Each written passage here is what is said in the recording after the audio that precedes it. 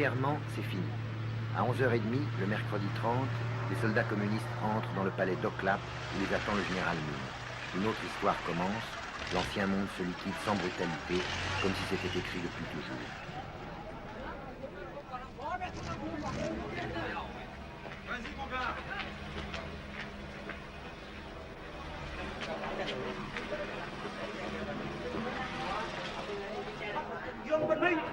Nous avons capturé Gérard Mine, président depuis 2 jours seulement. Restons calmes et disciplinés.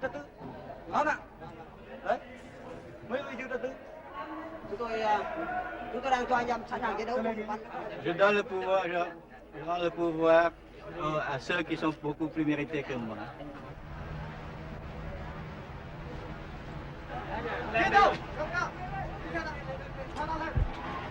Này, qua cầu AK nhanh lên. Cầm lấy khẩu súng này. Cầm mình cứ điện thoại của mình đi đâu. Ôi sao cầm. Ôi. Cầm lấy.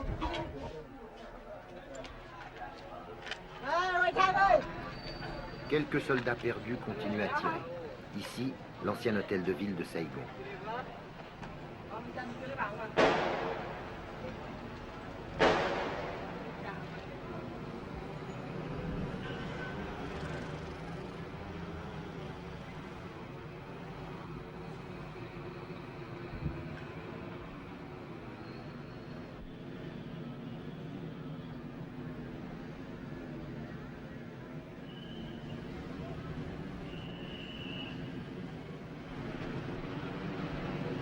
Pour lui aussi, c'est fini.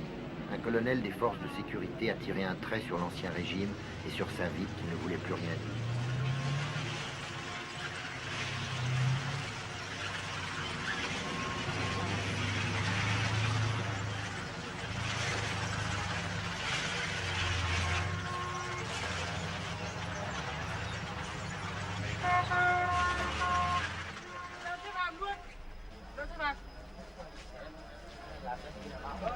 Les prisonniers au palais d'Oklap.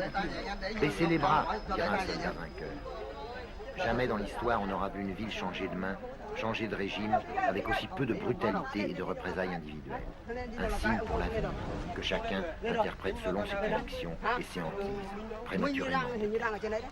Không, bây giờ nha, nó đang thuộc ở trên tầng rồi.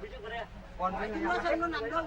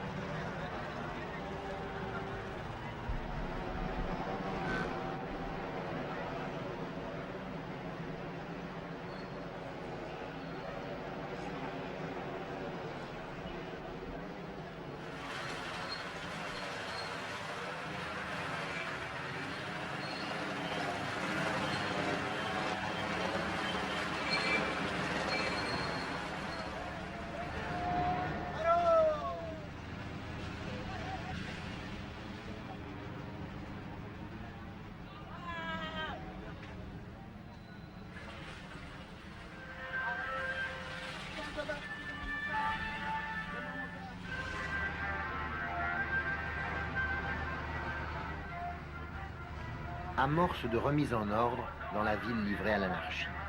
Des enfants de 12 ou 13 ans à la gâchette trop facile patrouillent dans les rues avec leurs M16 américains. On les appelait les cow-boys, le plus sérieux danger de cette période intermédiaire incertaine.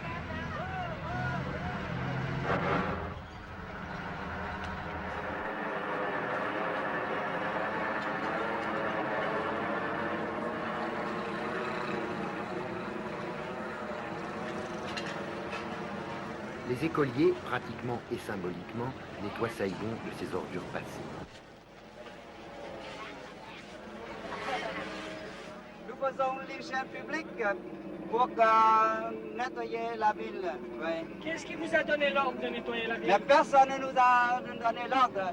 mais pas par nous-mêmes, nous faisons ce travail. Nous avons transmis l'ordre élève par élève et nous nous sommes réunis aujourd'hui quelques centaines d'élèves et nous proposons aujourd'hui de nettoyer le rectangle qui entoure notre école. Chers camarades et compatriotes, le gouvernement révolutionnaire provisoire a libéré Saigon et maintenant notre ville s'appelle Ho Chi Minh. Les petits hommes verts s'installent. Ils font connaissance avec Saigon, Saigon fait connaissance avec eux. La ville s'adapte grâce à sa traditionnelle souplesse. Elle joue le jeu de la victoire, un jeu qui ne sera pas sans lendemain. Parfois dans l'enthousiasme, parfois dans le doute. Malin, trop malin celui qui essaye déjà de faire la part des choses.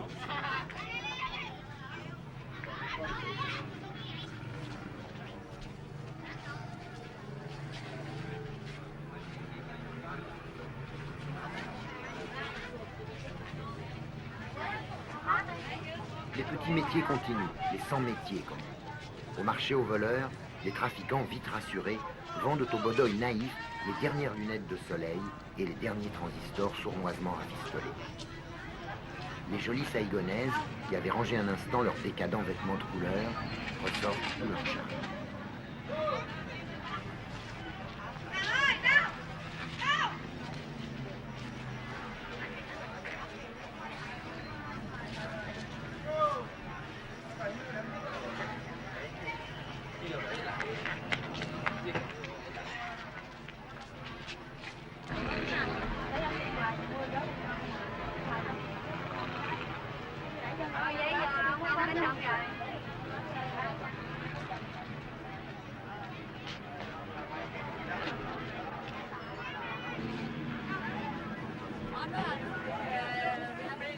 Les motos, nerfs de la vie saïgonaise, ont soif. Des malins vendent de l'essence trafiquée au coin des rues, 2000 piastres le litre. La vie habituelle s'adapte et tente obstinément de durer avec ses petits trucs et ses petites libertés précieuses. Mais on sait qu'elle n'a qu'un temps, qu'un autre ordre, plus honnête et plus sévère, va s'installer.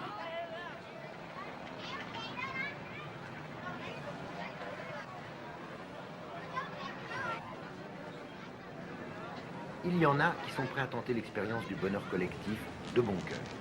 Mais pour certains, pour certaines, c'est un déchirement.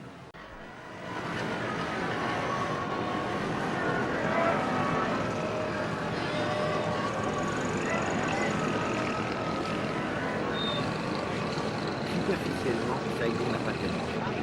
Il y a moins d'essence, mais il se débrouille pour rouler. Attentifs, plutôt débonnaires, les petits hommes verts, les bodoïs comme nous, sont partout dans la ville. Le climat est pacifique, avec des moments de tension, comme pendant les derniers jours qui ont précédé notre départ. Les combattants du Nord, responsables de la force de frappe révolutionnaire, puis les maquisards du Sud, découvrent une vie étrange, après tant d'années de danger mortel et d'austérité dans la journée. Les gens de Saigon s'apprivoisent au son des haut-parleurs qui diffusent, assez lourdement, des slogans dont personne ne veut.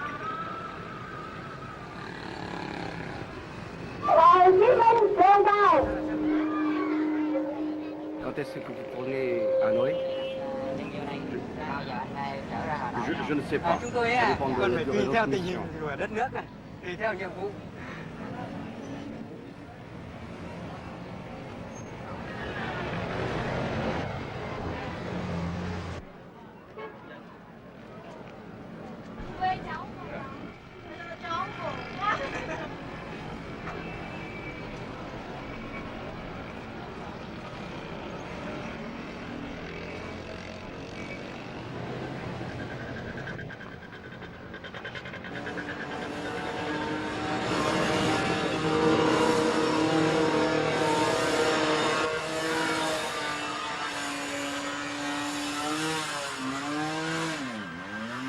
Leçon de conduite dans la ville, les bodoïs rencontrent les choses de l'Occident.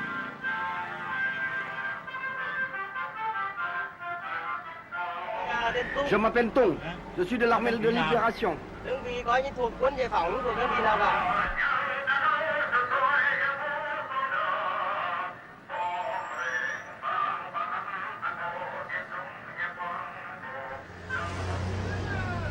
révolutionnaires arrivent à Saigon qui leur fait peu de filles.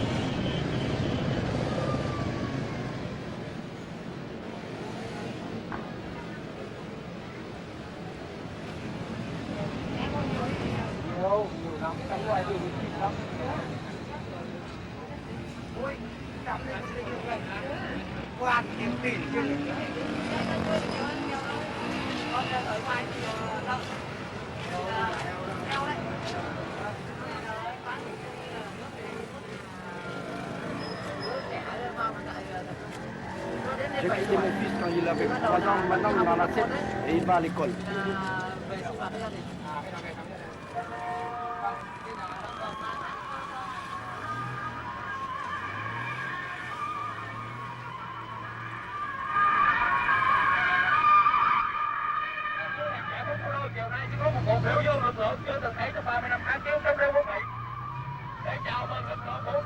Devant le palais de Clark, partout dans la ville, naissent des manifestations ou des meetings plus ou moins spontanés.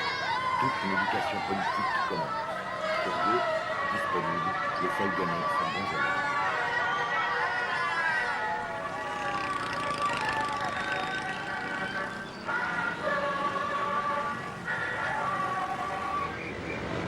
Le premier jour, plus de police, plus de maintien de l'ordre. Anarchistes par nature, les gens de Saigon en ont profité pour embouteiller plus que jamais les trafics. Les jeunes, les comités révolutionnaires populaires essayent de raider la circulation avec un succès relatif.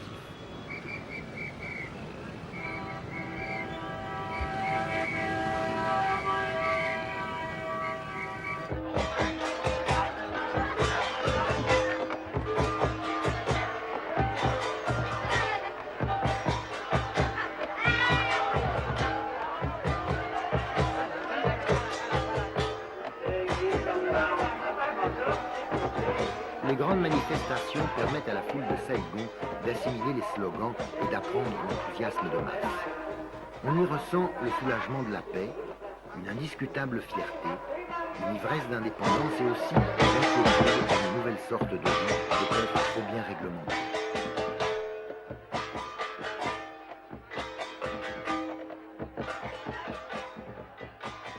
Est-ce qu'il n'y a pas une différence entre les gens du Sud et les gens du Nord? Non, je crois en ce temps-là, on s'en même.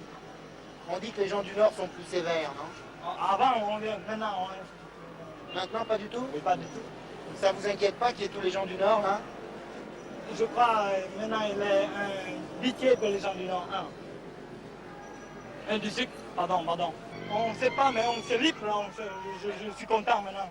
Vous n'avez pas peur du communisme? Oh, je peux rien, ouais. Je suis libre dans mon pays, je dois accepter ça. Madame Go-Batan, personnalité bien connue de la Troisième Force, exprime l'espoir d'une démocratie socialiste originale pour le Sud-Vietnam. Elle représente sans aucun doute, confusément, l'opinion de la majorité de ses concitoyens. Un geste qui symbolise la victoire. On démolit le fameux monument aux morts de la place Leloy qui montre deux marines marchant ensemble au combat, l'un poussant l'autre.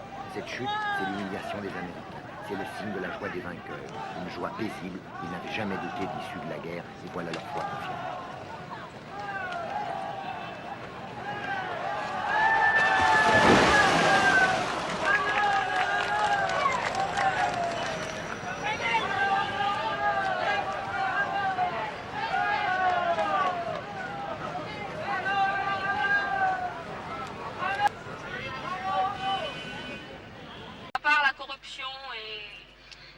Et si le gouvernement est dur, qu'est-ce que vous allez faire?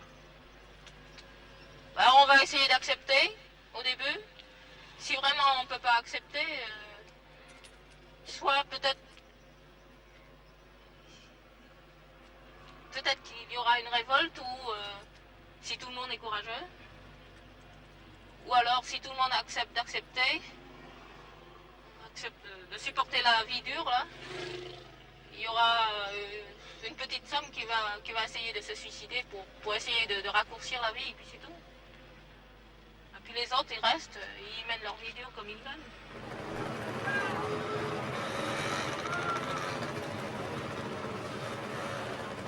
Pour d'autres, pas tellement nombreux sans doute, il n'est absolument pas question de jouer le jeu du socialisme, quel qu'il soit.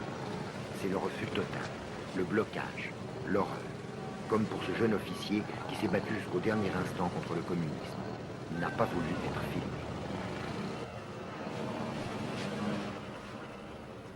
Tant que la liberté existe encore au Vietnam, je désirais vivre au Sud-Vietnam, c'est mon pays. Je prenais la défense de mon pays en tant que soldat. Ce qui veut dire que je ne porte pas les habits militaires pour défendre le régime de Thieu. C'est un régime pourri, mais tout le monde y retrouve son compte. À vrai dire, c'était une mode de vie qu'on a appris à vivre avec. Il y avait beaucoup de liberté dans cette pourriture. Je porte les habits militaires pour défendre mon pays contre le communisme.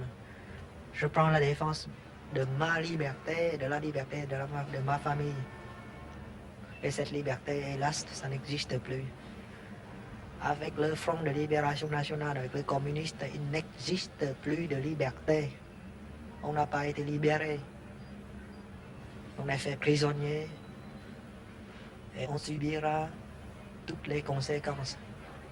Il n'existera plus de liberté. Et les Européens, ceux qui pensent que c'est une libération, se trompent. Il n'y a pas de libération. Il y a une conquête.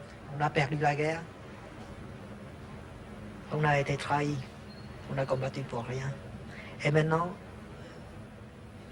on se demande quel sort sera réservé à nous tous. Nous, les Vietnamiens libres. Nous qui avons combattu contre le communisme. Nous qui avons reçu une instruction comme il faut. Nous sommes trop intellectuels pour être communistes.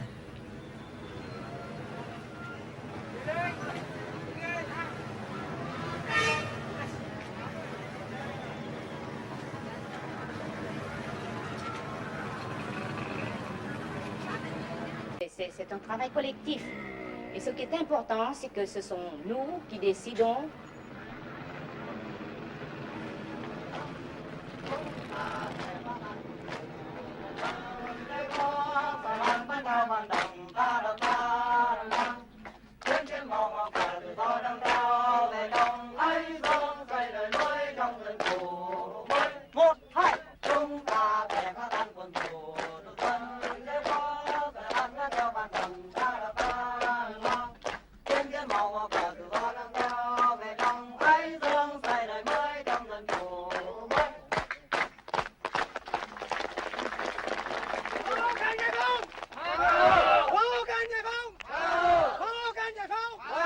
Madame le commandant Nguyen Ngoc Dung trace le chemin, raisonnable et heureux, d'un socialisme librement consenti.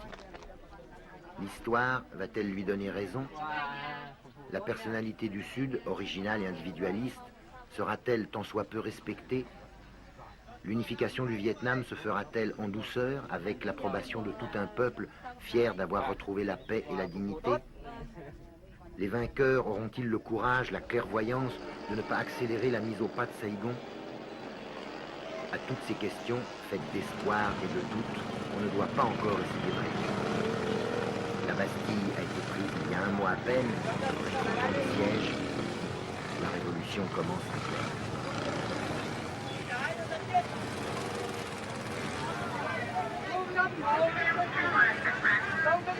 Không